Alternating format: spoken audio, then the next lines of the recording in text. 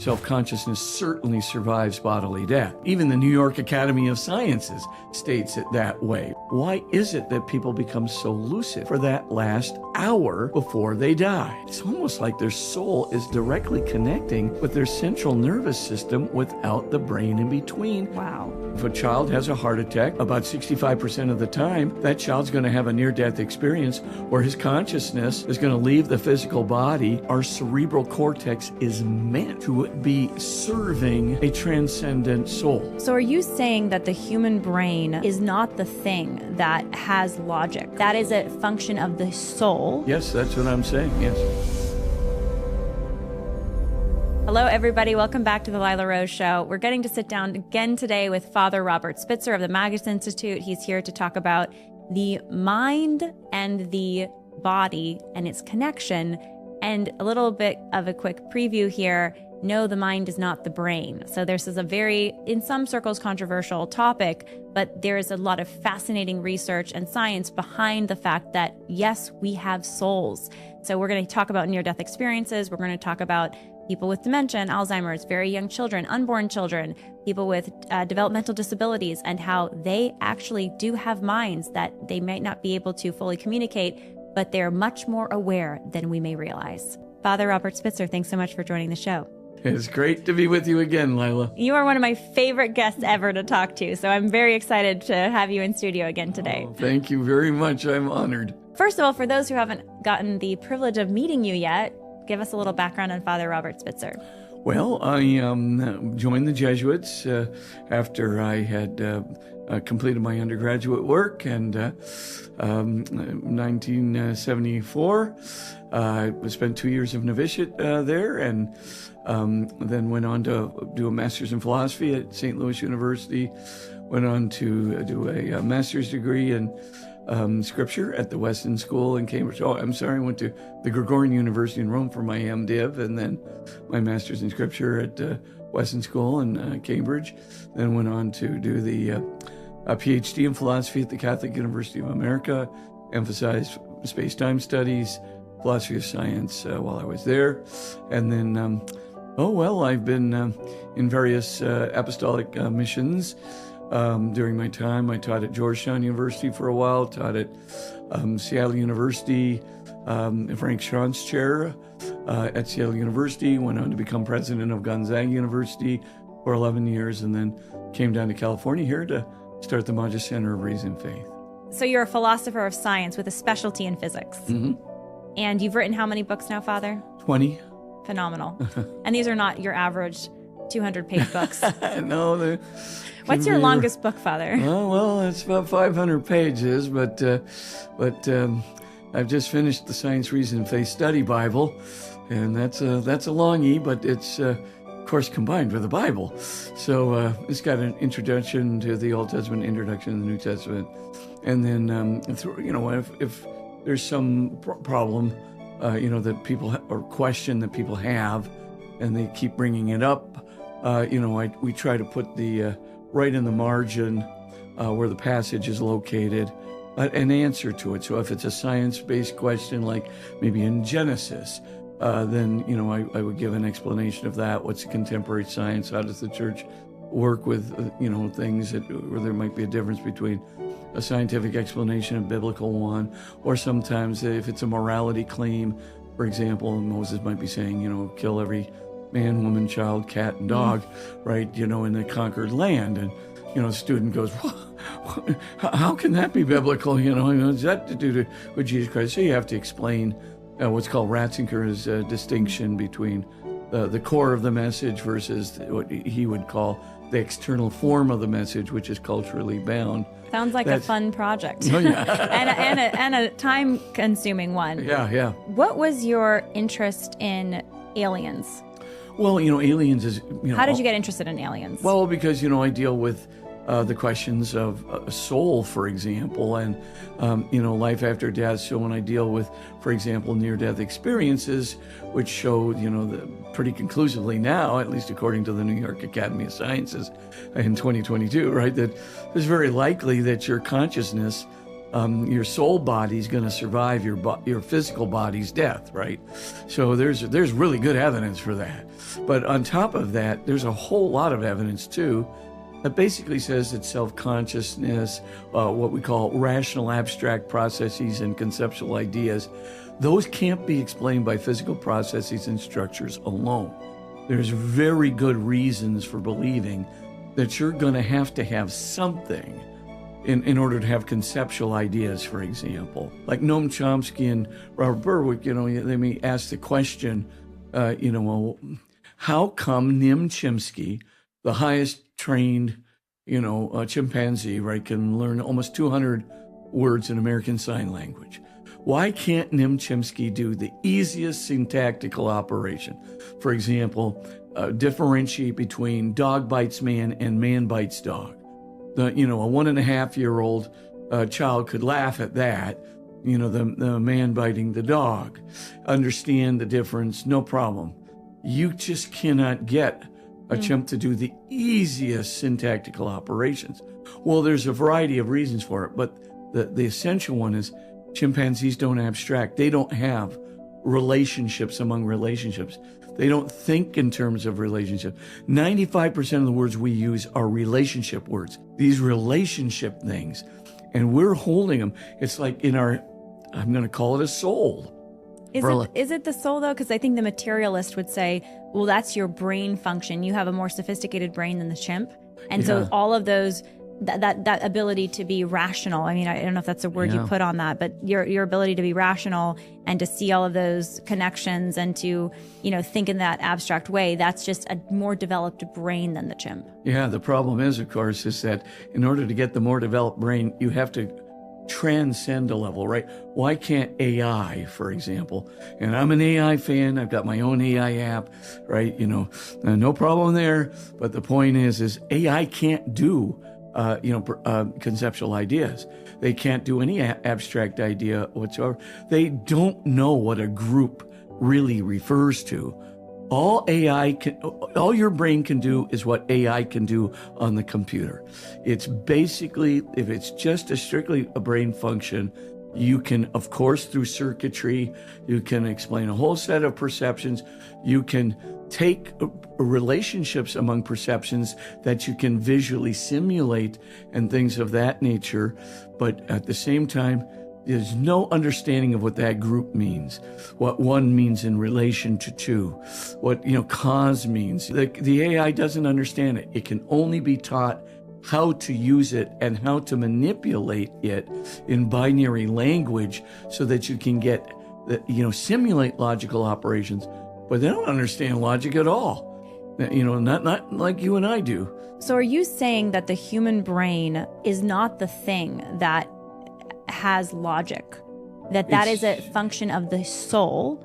Yes, that's what I'm saying, yes. And so, I mean, again, the materialist, if they were sitting here, or the person who they would protest vigorously. Yeah. But, the challenge, of course, of everybody who thinks like I do in the world would just say, well, show me one single solitary, in the vast complex of AI operations, show me that there is any understanding. Well, first of all, there's not even any self-consciousness in AI.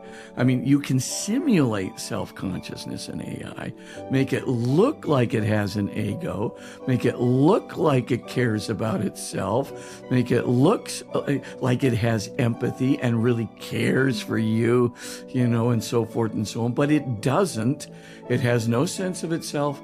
It has no sense of you as subject, as a self-conscious entity. It has no natural empathy with you, right? It just simulates what you do. And so again, you see these poor people who think, I love my computer. Your computer doesn't love you back. I'll just tell you that right now. It can simulate loving behaviors towards you, which it has been programmed to do, or its training modules have trained it to do, but it really doesn't have any love. But to speak of the human brain, so like, for example, here's an article. This is an NIH, research paper. Sure. The brain network reflecting bodily self-consciousness, a functional connectivity study, right? And they're saying several brain regions are important for processing self-location and first-person perspective, two important aspects of bodily self-consciousness. However, the interplay between these regions has not been clarified, so they're not able to fully understand how this works, in the brain. Here's another, website, The Scientific American. It says, case studies suggest that some forms of consciousness may not require an intact cerebrum. Here's something else. Two areas of the brain that are important in retrieving self-knowledge are the medial prefrontal cortex and the medial posterior parietal cortex, the posterior cingulate cortex, the anterior. But anyways, they're trying to explain self-consciousness from a purely materialist perspective of how your brain, a living brain, functions. All the way they're using self there already presumes you have a self to be located. So in other words, when you see brain stimulation and functions, which you can obviously project even onto a very good brain sketch or diagram, right? You can show where the electrical activity is occurring, when certain events are done, things of that nature.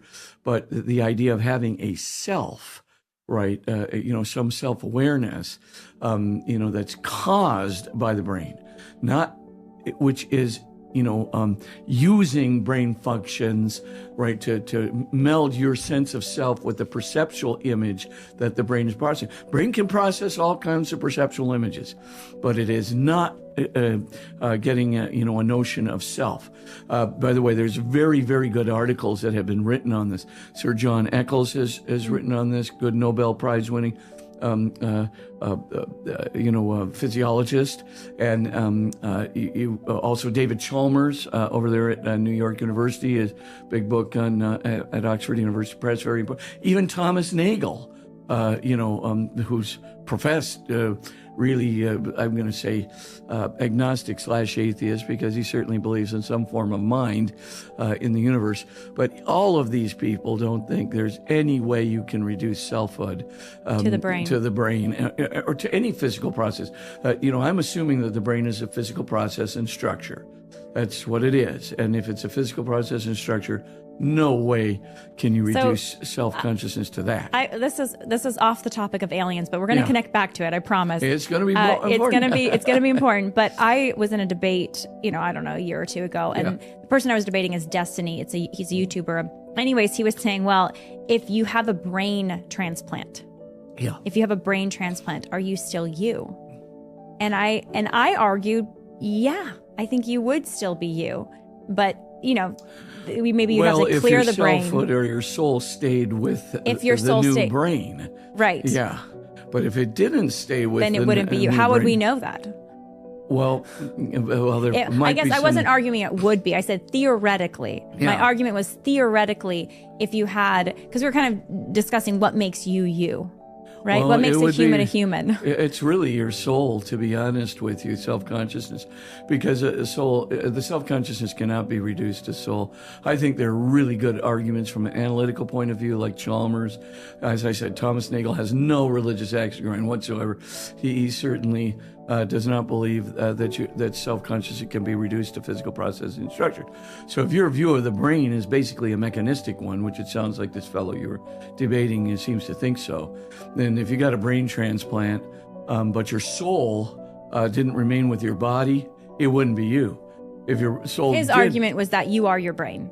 That was his argument. You are your brain. That's simply not true. That you're defined, your humanity is defined by how developed your brain is. Because he would argue that the baby at 20 weeks, unborn, has not developed enough of a brain, enough consciousness is the word he uses to describe the function of the brain at that time of development. And so therefore, because consciousness is what makes human beings separate, different from the chimp per se, and you don't have enough of your physical consciousness developed until around 20 weeks preborn, and that defines your humanity, then therefore, so he's rooting consciousness entirely in the function and development of the brain. I don't believe that he is correct, and like I said, make recourse to very good studies that have been done by Sir John Eccles and so forth. I don't have to use near-death experiences to show that self-consciousness certainly survives bodily death. There's no question about that. And you can see that, even the New York Academy of Sciences states it that way, right? That it's very likely, that your consciousness is going to survive your bodily death. So it's not linked to the brain, that's for sure. And you can actually see that. By the way, the cases of terminal lucidity, that's very clear as well. What is terminal lucidity? About an hour before death, many patients will suddenly, we're talking right now about patients who have severe brain lesions, severe trauma to the brain, advanced cases of Alzheimer's or dementia, where you've got amyloid plaques, everywhere present in the brain, limiting basically the IQ below probably 50, maybe even to the point of 25. You're basically a vegetable. At that point, I don't want to be disrespectful, because what I'm about to say, tells against this. But because of the brain malfunction, it looks like you're a vegetable. But in point of fact, you are not. In terminal lucidity, 1 hour before death, when your brain doesn't have any capacity whatsoever to be doing any kind of abstract function, let alone self-awareness in any complex way, right? All of a sudden, 1 hour before death, let's suppose I had severe dementia, totally amyloid plaque brain, just incapable of having said anything intelligent for 6 years. I wake up and I go, Lila, I haven't completed my will yet. And I got to call a lawyer and do this and this and this. You're saying this happens frequently? Yes. Yeah. It's documented. Take a look at Rudolph Tanzi there. And you can, Tanzi at Harvard. He says, we don't have any way of explaining this, but about an hour before death, and we know this happens all the time. Basically, people get up and they start saying things and doing things that only a person with well over 100 IQ could say, and then the religious sayings, where people actually will, a person, for example, who's never said an intelligent word beyond an animal noise or just gulping and, in eating, these two researchers in Germany basically were saying, we can't explain it. I'm sorry, Father, would they become verbal, you're saying? Oh, yes. So they would be singing religious songs. They would be quoting religious poems, or sometimes relating stories of, being relating to God. So this is, how many cases? Language. How many cases has this been documented? Well, how frequent is it? A good amount of research done at the University of Virginia Medical School, Department of Perceptual Studies by Bruce Grayson. Just look up terminal lucidity, Bruce Grayson. Take a look at also Michael Naum. Then you have the Loeb and Lorber studies. This would be intelligence in hydrocephalic patients. Wow. Just take a look at those studies, because here you have, like in these brain scans, right, hydrocephalus, just for the sake of your listeners, hydrocephalus is when you obviously have spinal fluid that's going up into the cranium, right, and it's pushing the brain, it's squishing the brain higher, but it's also basically destroying the brain and replacing the brain. And it just keeps doing this as it rises up into the cranium. You basically have, in some cases, less than a millimeter of brain tissue left. And just for folks listening, people know this probably, that if you follow the show, children identified as having hydrocephalus in utero the doctors always recommend abort the baby. Yes. Don't. This baby is incompatible with life. They have a terminal condition. They say they're going to die soon. You need to abort the baby. Well, don't abort the baby, and they may die soon. That's fact. But for all intents and purposes, you can see from these cases, these are like hydrocephalic cases. These are adult hydrocephalic cases. And you can see, for example, one person who had less than a millimeter of brain tissue, the entire 98, 99% of his brain was destroyed, and what little is left is pressed up, just this little thin layer between the cortical surfaces is pushed up against the skull. Well, can a brain that's filled with spinal fluid do any thinking? No. The answer is not with your physical brain. We can see in cases like this with less than 5% of the brain present, almost 5% of the cases, that would be 30 cases out of 600 cases, we see that these people have average IQs. That's the study, the Loeb and Lorber studies. They have normal IQs without a brain. What Loeb and Lorber named their article? Is your physical brain really necessary? How was this? This is so crazy. So how It's crazy. It's crazy. So you're saying, were these adults that had trauma to their brains? Basically the spinal fluid took the place, destroyed the brain, They at one point had an actual brain that was functioning. They had an actual brain, and they developed, speech and language and relationships and educate. They had education. They had this, disease or this. What disease would it be actually that they would have? The hydrocephalus. They would get this condition. Mm-hmm. They would lose basically their entire brain, save maybe 5% or less.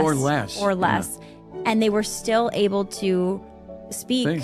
Think, reason, take IQ tests. Loeb and Lorber actually found one fellow who had a genius level IQ in verbal and a global IQ over, I think it was 130, with less than 1 millimeter of his brain.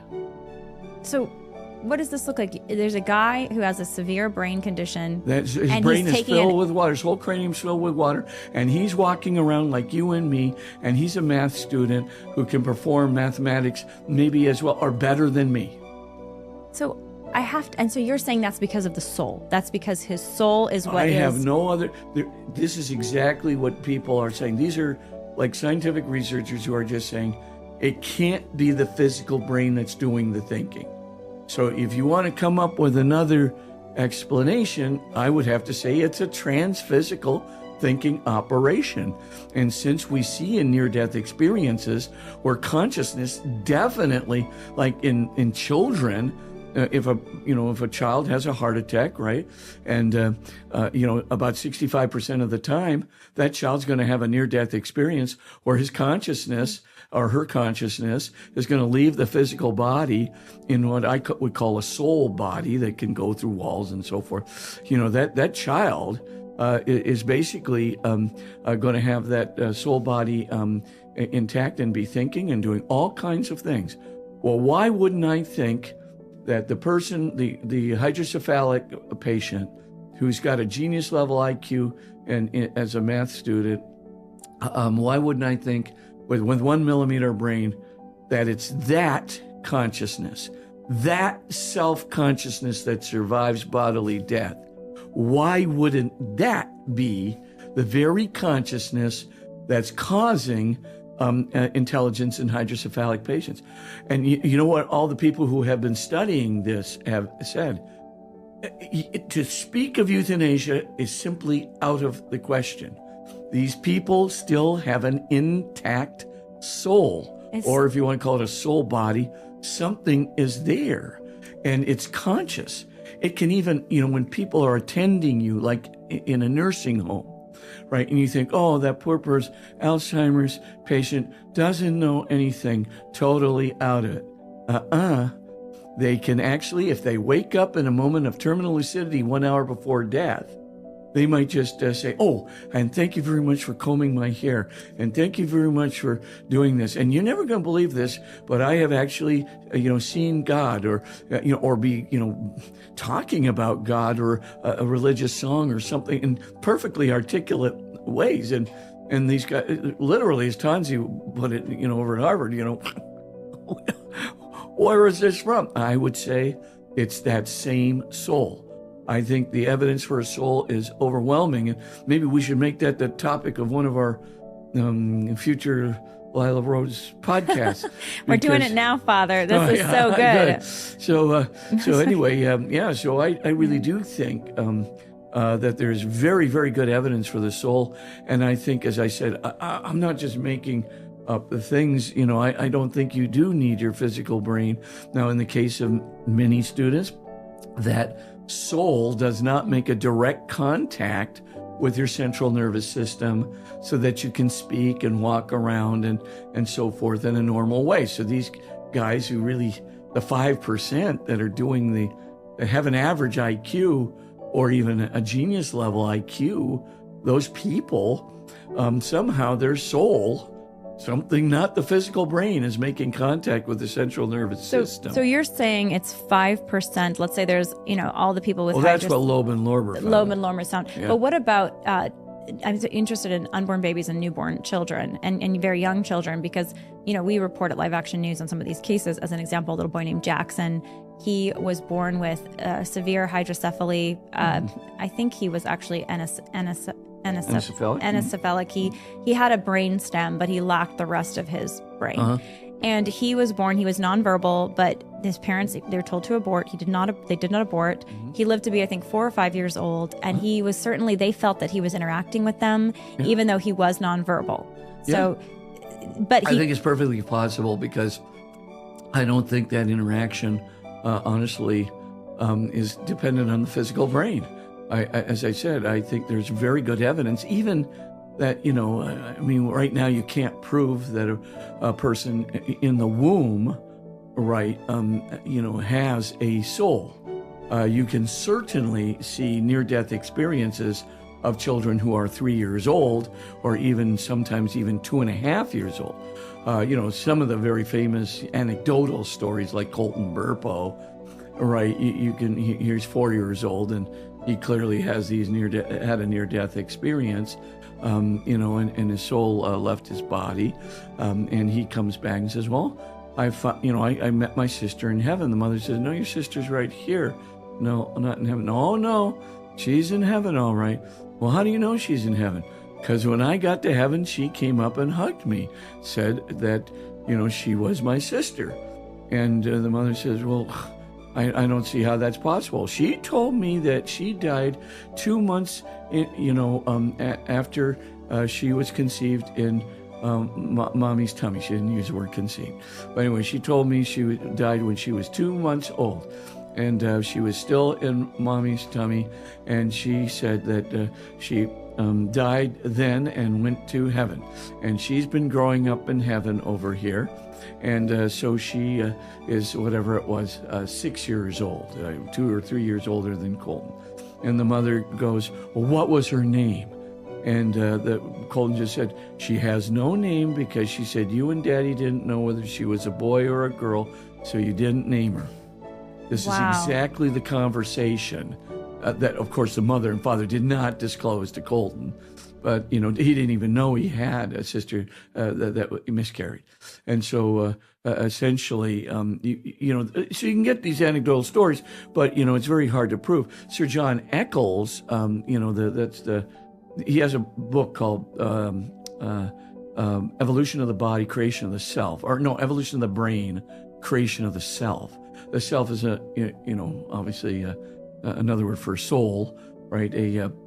A non-corporeal basis of self-consciousness. So, but soul is another word for it. But Eccles has a very good argument that in order, this in terms of brain physiology and the development of the brain in utero, right? Essentially, it's the fact that the brain is oriented towards self-consciousness and conceptual ideas. That is what's making the brain, sort of form in the way that it does. It's not mere genetic instruction. There's something already there. The soul is instructing the genetic code, is what you're saying. It's almost as if the soul is, like a telos, right? Like a goal, in a final cause in Thomistic, philosophy, is drawing the brain to its completion to be integrated with its abstract, self-conscious, and transcendental self. So, right, there are three things you cannot explain with physical processes and structures in the brain. You can't explain self-consciousness, you can't explain abstract conceptual ideas, and you can't explain transcendental consciousness. our awareness of perfect truth, love, goodness, beauty, and home, our spiritual awareness of God, which of course includes our moral awareness, or what we call conscience. All those things are not reducible to physical processes and structures. So, and by the way, I'm talking about, we're not just talking about religious philosophers, we're talking about, non-religious philosophers, as well as, as people that are analytical philosophers, people who are transcendental philosophers, phenomenologists, etc. So it's a wide range of people who think it's not just the philosophical evidence, it's also the scientific evidence of terminal lucidity, near-death experiences, intelligence, and hydrocephalic patients. Wow. So, the point is do I think that Colton Burpo was making this up? No, I don't. Do I think his parents were making it up? No, but I mean, there's a lot of anecdotal stories beyond Colton Burpo, which would suggest that miscarried children, do have a soul, and they're growing up in heaven. And, it seems like the soul body that leaves our physical body looks like what we looked like when we were between 25 to 30 years old. And so you can see, for example, you take, again, Colton, but there's many other, right? If you go to the University of Virginia Medical School, you get plenty of other examples in their files there. But the main thing is Colton says, I met, a great-grandfather or so-and-so. And they go, oh, yeah? Well, what did he look like? And they show him a picture, when he was 80 years old and died. And he goes, no, that's not him. That's not him. So and they go, well, what do you look at? Oh, he was much younger. So then they get a 30-year-old picture of, great-grandfather so-and-so. That's him, all right.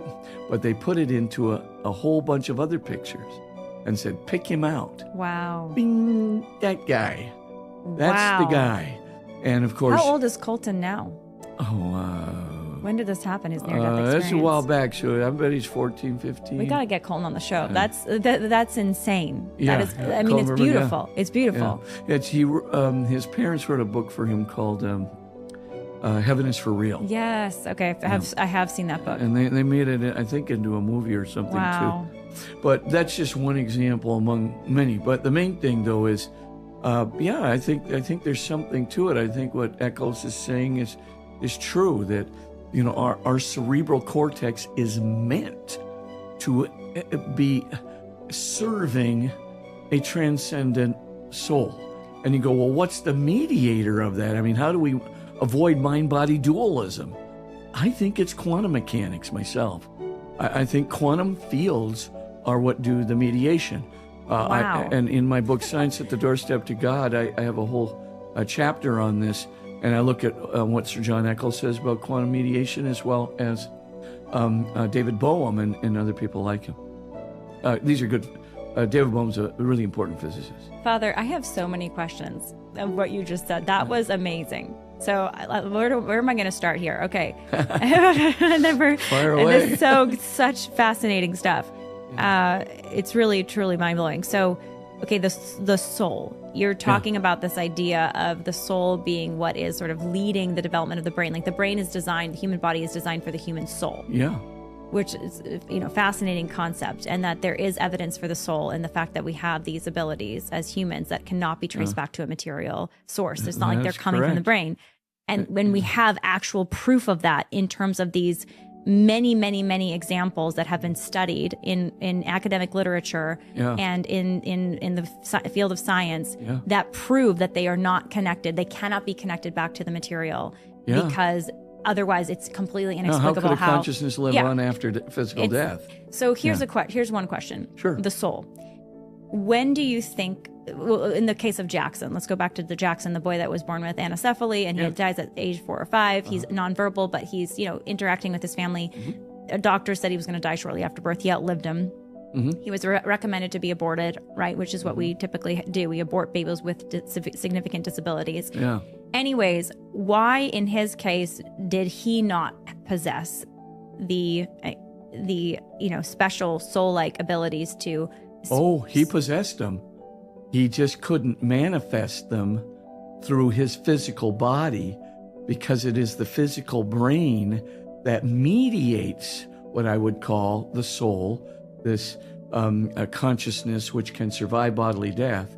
It's the brain that mediates that consciousness that can survive bodily death. I have to ask, with the central nervous system. Are you saying then that Jackson, and really any person with disabilities where they cannot speak or they can't seem to interact, maybe they're even in some sort of it's a brain vegetative state lesion problem. It is not a soul problem. But the soul is there. But are you saying that they can see potentially or interact, like they would like to interact with the people around them? I believe but they have that, physical incapability of it. I believe it because I see the people who have terminal lucidity actually express these things.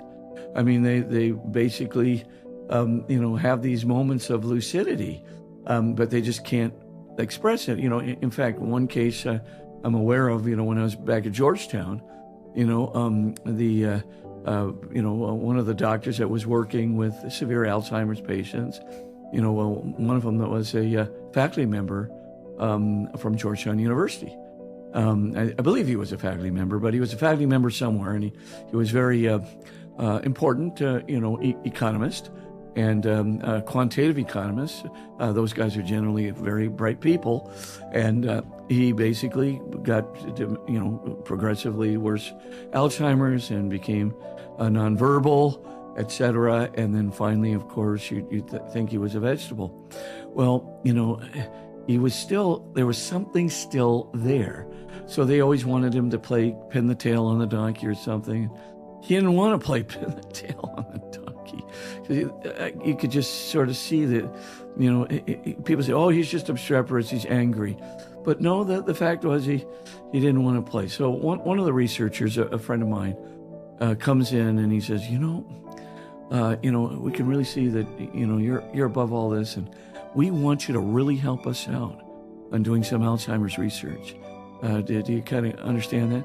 Well, it takes forever for them to process this through their brain, to nod their head or to make a yes or something. It could take like 30 minutes, to do that. But if you're patient enough, then of course they'll muster it up and they'll get a yes or they'll get a no. Well, at one point, they brought him into it, and he could actually, do you feel like this? Blah, blah, blah. 15 minutes later, yes. No. Do you no? And so forth. So afterwards, this guy brought in from the dean of Georgetown, College of Arts and Sciences, said, hey, we're giving you an award because you really helped us out to know what's going on in the inner mind of these people who have Alzheimer's. And this guy in 1 second burst out crying. What he couldn't say, he understood exactly what this fellow was saying to him. We got the award here for you, etc., etc. He could understand it exactly, and it hit him so hard that in the horrible condition he was, he could still be of use, which is all he wanted. And he just instantly burst out crying. I'm telling you, there is so much there. You go into the thing and you try to help these Alzheimer's patients, right? And you say, oh, they can't understand a thing, but they can, and sometimes, if a patient is expressing frustration, it's because they'd rather try to do it themselves. Another really well-known case, the guy's trying to help his wife and put on the makeup for her and brush her hair but the wife didn't like the way the husband was doing it. And basically she was frustrated, because she could see that he was doing a lousy job. And so, the frustration was there. But once the researcher got in there and said, well, you seem frustrated. I'm going to wait here all day for you. I don't care.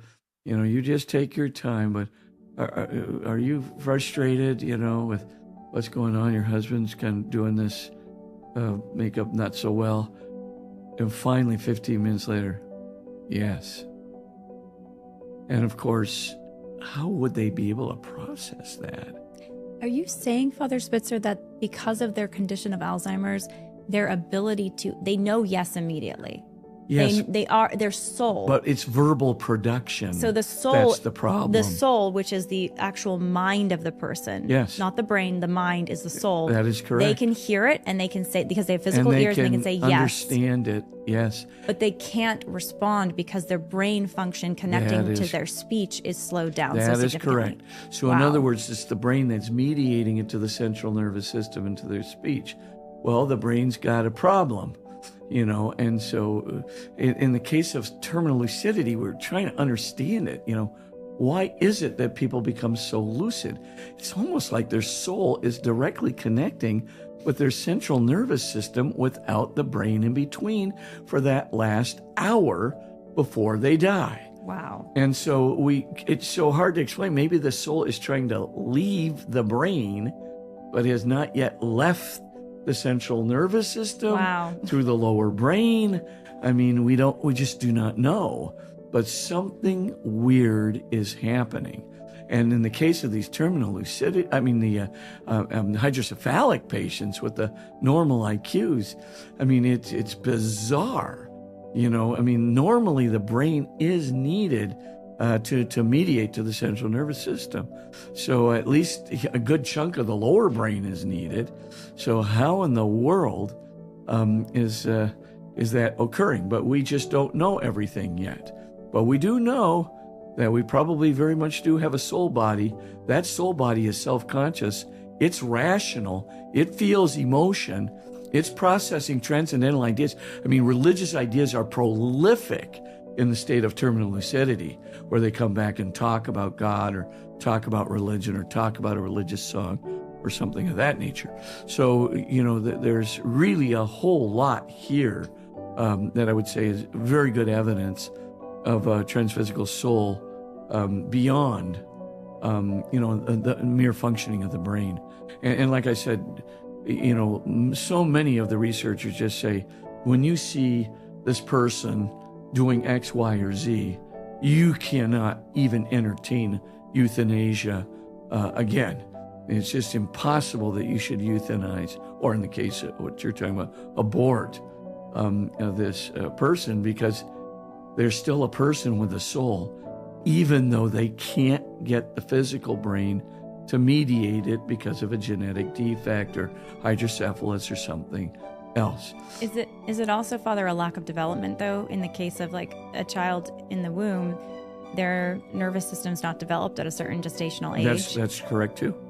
So what are you saying, or the implication here is that ensoulment happens ensoulment happens at conception. At fertilization. Yeah. So the single cell embryo has a soul, which is ultimately the mind of that embryo helping it develop, and it develops rapidly, of course. I believe that that's the case because, the human zygote, the single cell zygote, is basically going to be not just the unity, but the origin of every cell in that person's body throughout the rest of his or her life. So in other words, it's both the unity and the origin of everyone. This is like a super totipotent cell. But the bizarre thing is, it's the totipotent cell which keeps the whole rest of the body together in its interactive configuration. And so there's something there, that a soul could, as it were, connect with. And that is this super totipotent zygotic soul. So, zygotic form. So, the body does have to develop inside the womb, and then, after, birth and things of that nature. And of course, the nervous system continues to develop well after birth. But at the very same time, every single thing which is substantially human is already there at the single-celled embryo state. Everything. That is a substantially whole human being, because the whole genetic code is there, complete genome, plus the totipotent cell, which is the origin of every single cell in that person's body throughout the rest of their lives, as well as the unity of that cell. It is a self-determining cell. It's a multiplying cell. That is self-propelling. And that's what a person like Sir John Eccles would believe, that, that connection between the transphysical soul and the body, which is developing through the genome and the totipotent cell, are already in an inextricable union, so that the soul is influencing the body that's being developed or drawing it towards its proficiency. So, oddly enough, when you see a little baby sometimes and you go, that guy's got a personality already. Really? Do you think it's just genetics, epigenetics? Or is there really something there? Wow. Is there something, as it were, the soul, like a soul that already has a kind of series of attributes to it? So, in a sense, then we could say there's, and I'm curious your thoughts on this. The child, including the child in the womb, including the embryonic single cell child.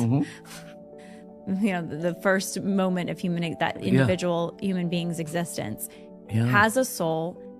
And it has, yes, a self-awareness that it cannot express yet. It cannot express it, that is correct. But it has a self-awareness. Yes, and it's the incredible. way that it expresses it is what I call natural empathy. In other words, the minute you have some form of self-consciousness, you go, well, there's no expressed articulation of love. Duh. I mean, of course there's no articulation of love. But is there some kind of what I would call primordial love that is present in that single-celled zygote? And the answer is, I believe so. I think that's what makes abortion so horribly painful, right?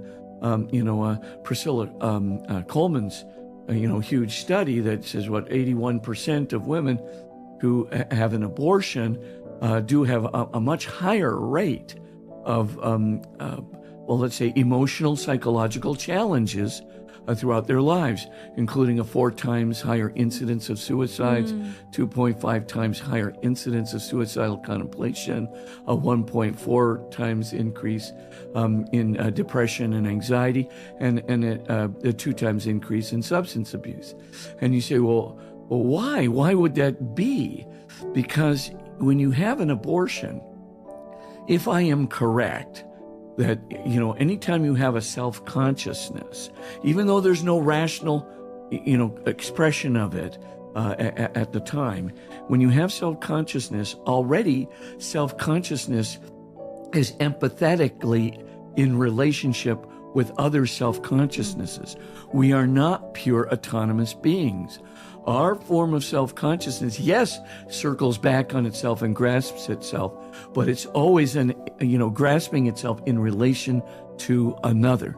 And the most important other is the mom, right? She's the one that, and I think there is a felt empathy for her with her child, and there's a felt empathy of her child with her, but it's not an expressed, remembered, articulated, empathy.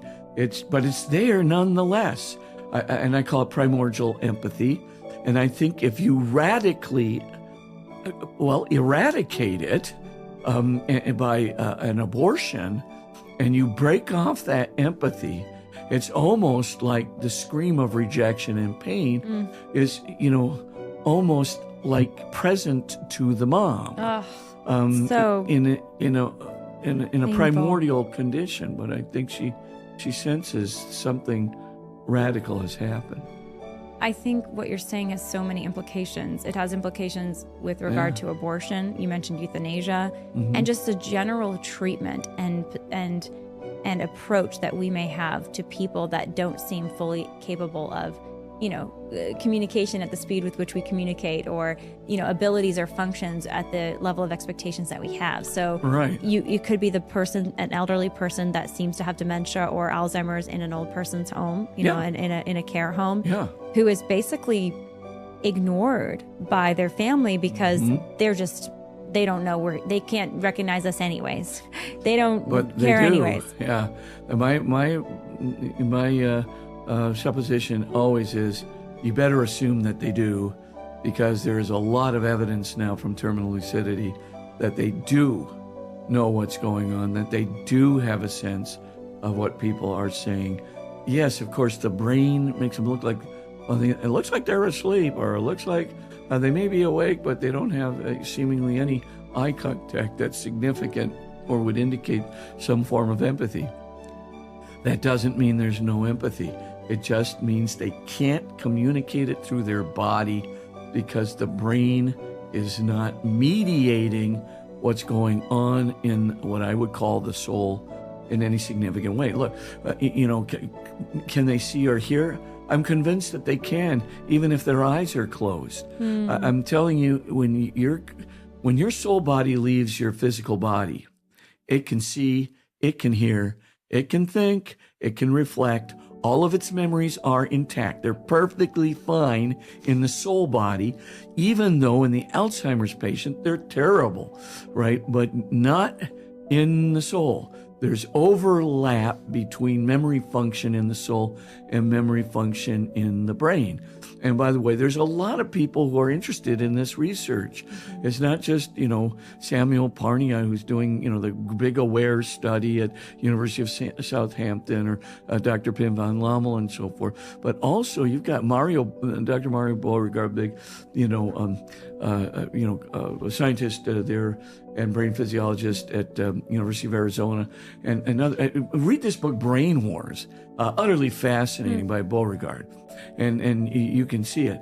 But like I said, with respect to the abortion thing, you have to be so careful of the preciousness of that body. Like I said, it's not just a totipotent cell. That cell is the origin and unity of every single cell for the rest of that person's life. And the genetic code is all of the instructions you need to turn that single-celled zygote into an adult body. Now, you say to yourself, well, it's still not developed. Okay, let's suppose I create a super program to make the most powerful computer in the world, but I still haven't loaded it onto the central processing unit yet. And so, you walk into my office, you take out all my hard drives, on my, that I have, where the program is stored, and you bash them with a hammer. I come back in, I go, what have you done? And you go, well, you didn't load it up into the CPU yet, so I knew it was just completely worthless. You would just be outraged. Why do we do that with a single-celled human zygote? Everything's there, program's there, the apparatus that will give rise to every single cell and the unity of every cell is there. It's a substantially whole human being, even though it is not fully developed. You're not going to add any more to that human being biologically than you have right there. Yes, you'll add some nutriments, what we call accidents, but those nutriments or its growth is not going to make it more human. It's just going to make it bigger or fatter or, more capable of having a central nervous system or whatever. But no, it won't make it more human. Every bit of its humanity is already there biologically at the single-celled stage. And I would venture to say, if people like Eccles are correct, that really seems to be some form of integration between a soul and a body, even at that stage. And even if we go further and say that the near-death experiences where people meet people who died, inside the womb after 2 months, like Colton Burpo's sister, etc., it seems to indicate that, that's the case. The soul, or what I would call the soul body, because it's not just a disembodied self-consciousness. It is self-consciousness with all of its memories and so forth, but it's also a soul body that pretty much looks like the body when it was between 25 and 30, except of course is not limited by physical processes and structures. So it can go through a wall, or it can go through a roof, or it can defy gravity. I think about the case of Terry Schiavo. Yeah. And, she was basically dehydrated and starved to death over a period of, I think it was 10 days. And she had been this healthy young woman. She had had a stroke of some kind, severe brain damage. They claim she was in a vegetative state, that she couldn't interact. She was killed in 2005 in Florida. And her husband, who moved on and I think took up with another woman, he was still technically her guardian. And so he got to make her medical decisions. And he claimed that she would have wanted to not live in this vegetative state. So we're going to starve you to death ultimately, because you can't, I think the Florida law, you couldn't administer a lethal injection. It had to be kind of passive dying. So because she couldn't literally physically feed herself, they were just going to deprive her of food. And so they did. And her parents were so deeply heartbroken and enraged. Her brother, Bobby Scheidler, ended up going on and, having his own campaign to try to, Bobby Schindler, having his own campaign to try to advocate for women like his sister. But they said, she's still there. She's still Terry, even though she can't communicate with us. She's sort of non-responsive physically. So are you saying that based on what we know about the soul, all humans have them, Terry has one, Terry knew, Terry was conscious of the fact that her husband wanted to kill her, that her parents were there and loving on her, and that there had been a do not feed order? Yeah, whether she knew the husband wanted to kill her or not is hard to say if she didn't hear that conversation. But if he had been within earshot... but her parents were telling her, we want to be able to feed you. I'm so sorry. Yeah. We're prevented from doing this. Yeah, right. So she knew that she would have known that. She sure would have. Yeah, and that's my view. It's devastating. Yeah, I think absolutely. You say they can't think, they can think. Just like that hydrocephalic math student, he's thinking and he doesn't have a physical brain. So I think this is going on. I really do think that soul body, eventually when the physical body dies, right, there's a certain level, where you have a few sputterings of neurons in the lower brain for quite some time, but once those die away, pretty much your soul will leave your physical body. So there's a lot of interesting implications of this. And as an aside, Father, this is such a fascinating conversation. We're going to stick with this if it's okay with you. Yeah. And we'll have to have you back on aliens, because we are doing so much progress on this topic. But there's a lot of implications to what you're saying here. It's so fascinating. Here's another implication. Organ donation. Yeah. So when somebody, there's all these cases of people who die, and they die. They have brain death, right? And then they come back to life, in time.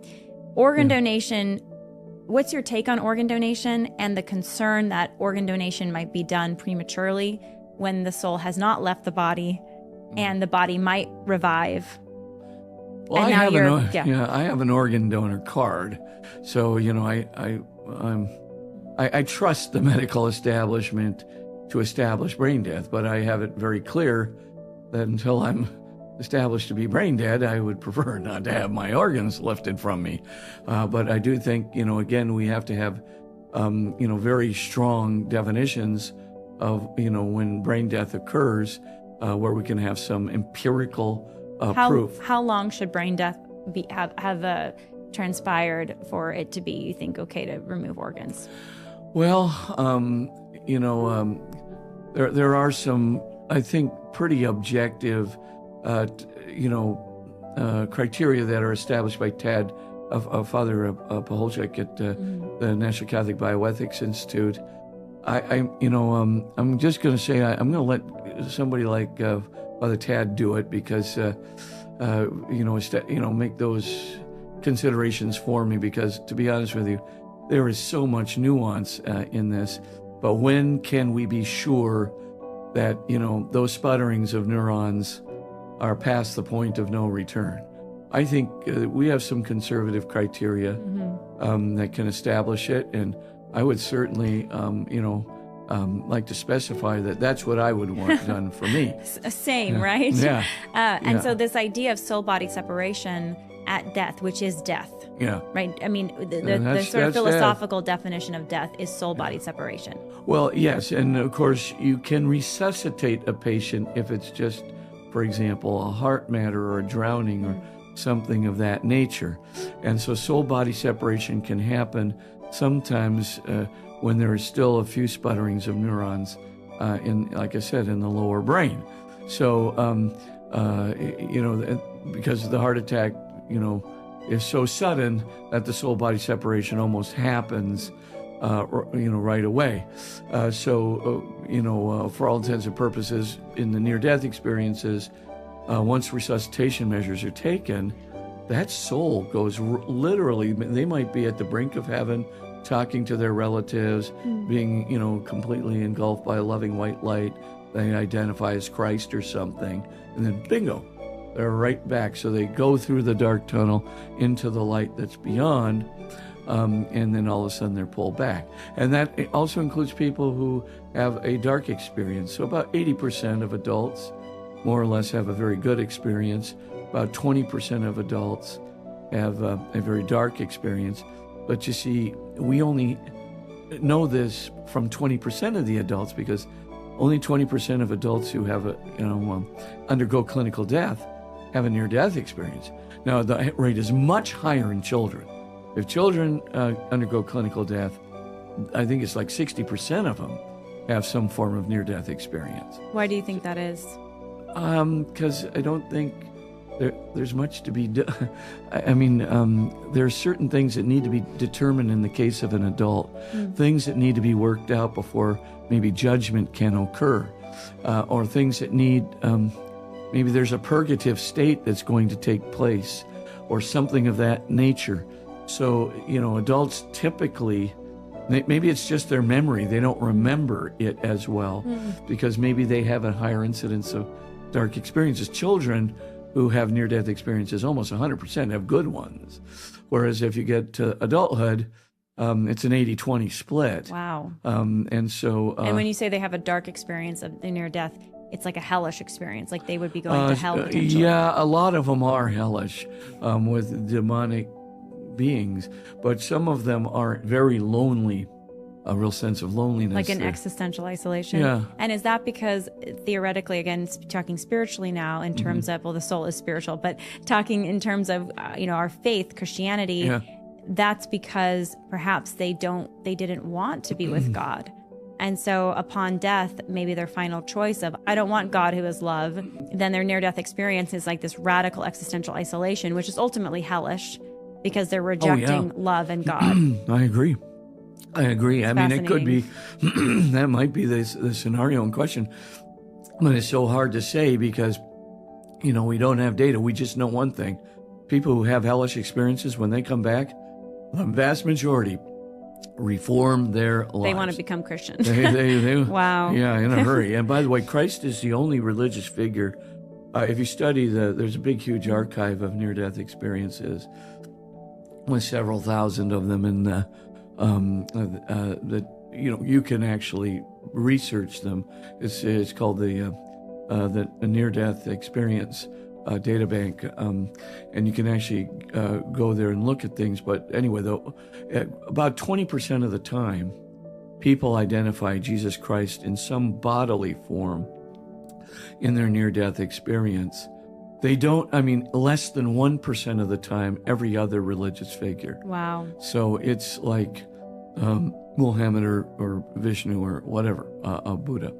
So almost 20% of the time, Jesus is identified. And then Jesus additionally is identified as the loving white light. Sometimes they just call the loving white light God, sometimes Jesus. But the point is definitely very much associated with Christianity.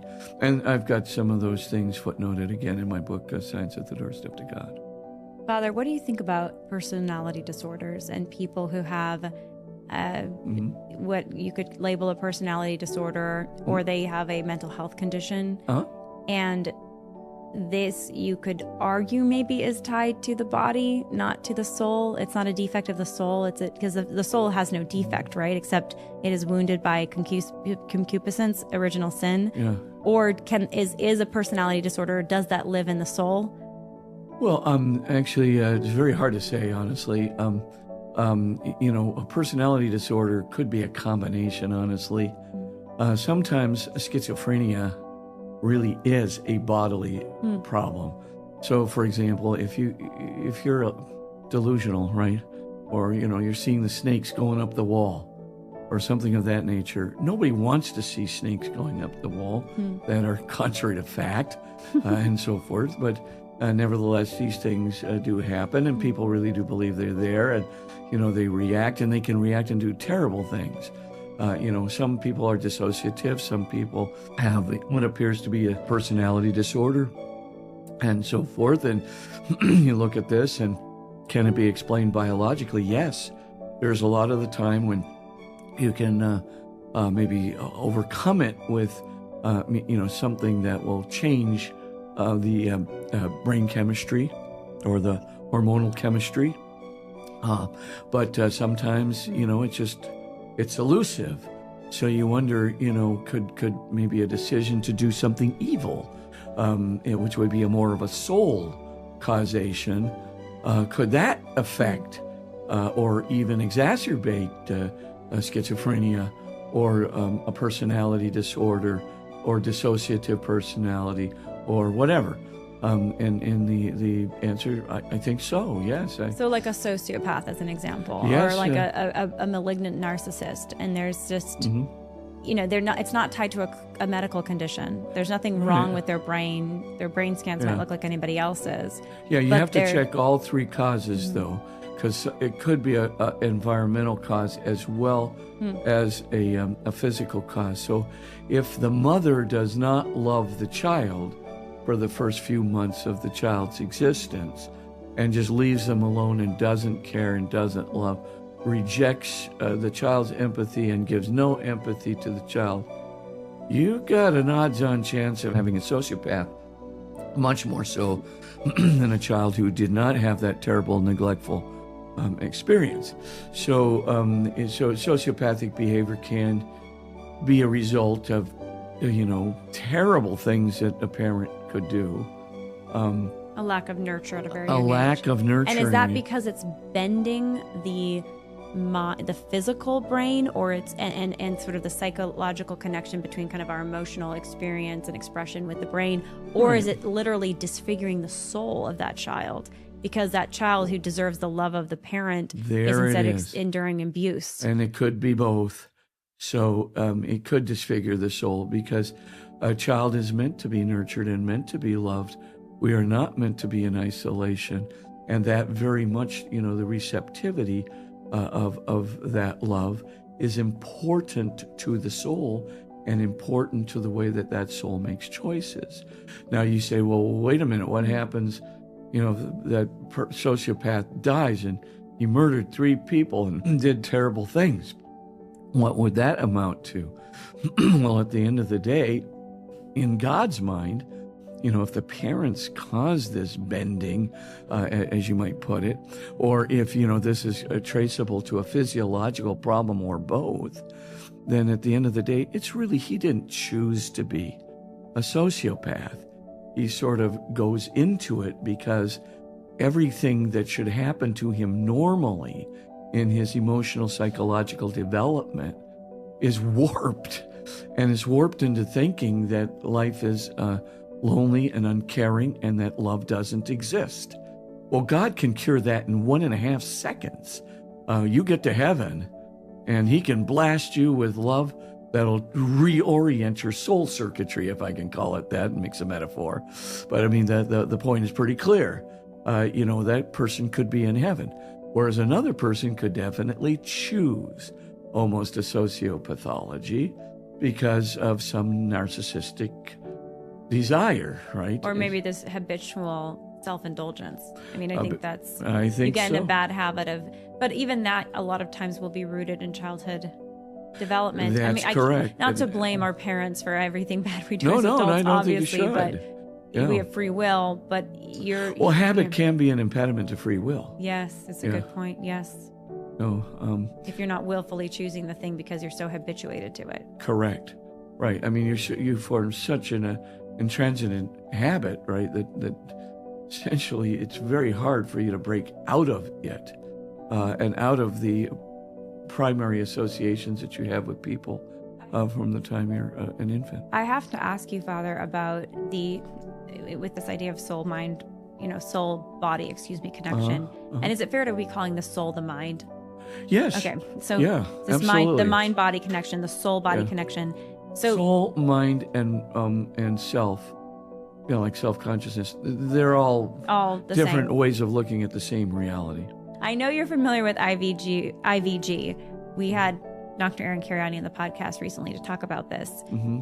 And so I'm curious how you see the soul when it comes to creating embryos out of potentially skin cells. You create, a sperm cell and an egg cell from skin cells, and then you can create a human embryo from those. Ultimately, it's sourced from someone's skin cell. So your mother, your biological mother, is actually your biological father in this technology, potentially. Yeah, I mean, again, of course, I think that's totally ethically wrong in every imaginable way. But let's suppose somebody goes through with it.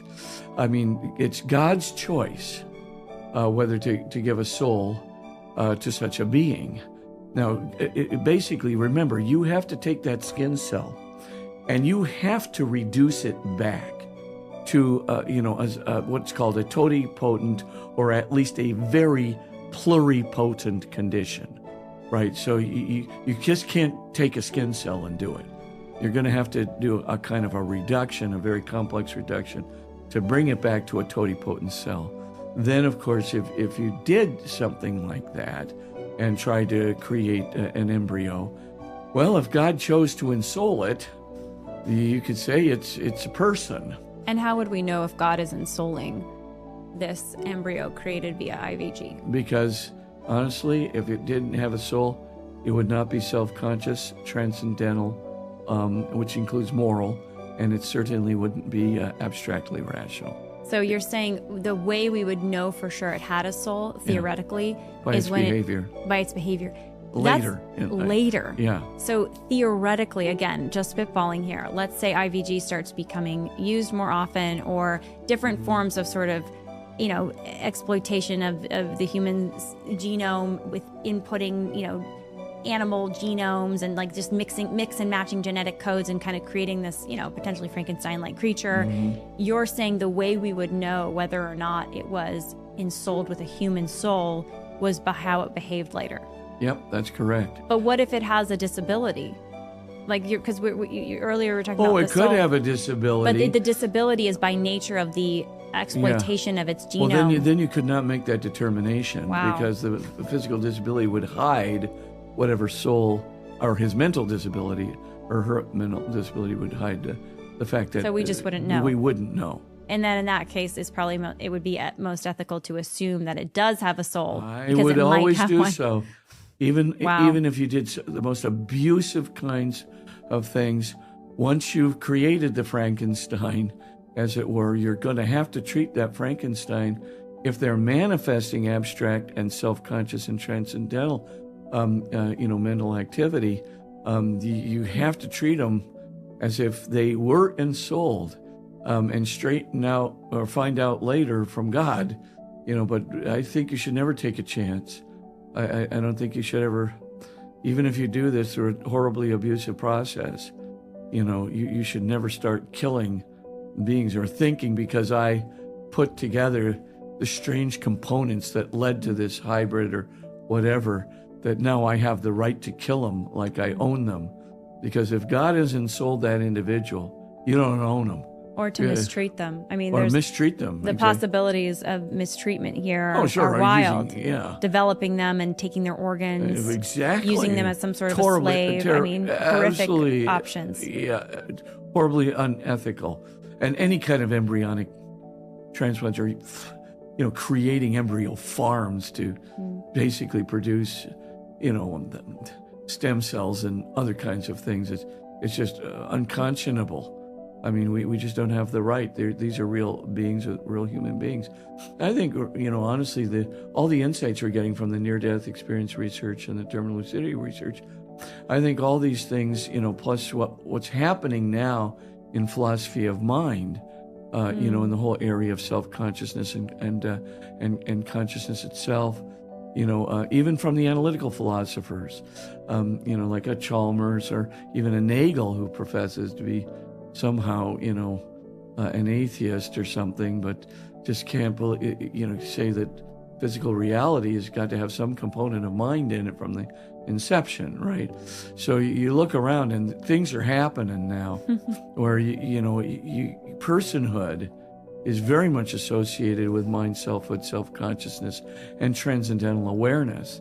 And, if you see a being, like, so if you discover an alien, and you see an alien that has transcendental consciousness and has a sense of conscience, like morality, based on principle, has a high degree of mathematical intelligence and logical intelligence, and is self-aware, you got to say, God gave that being a soul. We better catechize and baptize him.